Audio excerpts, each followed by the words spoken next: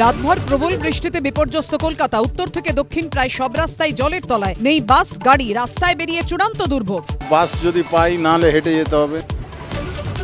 খোলা তারে মরণ ফাঁদ, দায় কার? স্ট্রিট লাইটের দায়িত্বে নেই। মুখ্যমন্ত্রীর অভিযোগের জবাব সিএসসির। সব দায়িত্ব পুরসভার, বলছে কেএমসির ওয়েবসাইট।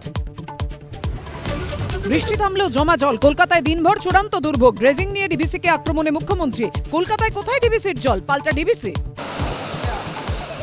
রাস্তায় জল, কার্যত উধাও বাস। সুযোগ বুঝে মোটা ভাড়া দিয়েই বাড়ি ফেরার চেষ্টা। হেঁটেই আসছি আমরা গড়িয়াহাট থেকে, বাড়িতে এখানে যাচ্ছি সাঁতরাগাছি কাজে, ওখান থেকে আবার হেঁটে ফিরবো ব্রিজের উপর দিয়ে। 5 ঘন্টার বৃষ্টিতে দুর্বিষহ অবস্থা, সামলাতে সবাইকে ঘরে থাকার পরামর্শ মেয়রের। খোলা তারে বিপদ এড়াতে সল্টলেকের স্ট্রিট লাইটই বন্ধ করলেন চেয়ারম্যান। দুর্যোগের পূর্বাভাস সত্ত্বেও কেন ব্যর্থ সরকার, প্রশ্ন তুলে তীব্র আক্রমণে বিরোধী দলনেতা। পিতৃপক্ষে পুজো উদ্বোধন মা দুর্গা মেনে নেননি।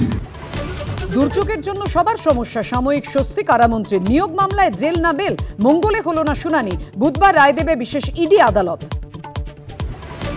পুজোর সময় বঙ্গ সফরে আসতে পারেন কেন্দ্রীয় স্বরাষ্ট্রমন্ত্রী।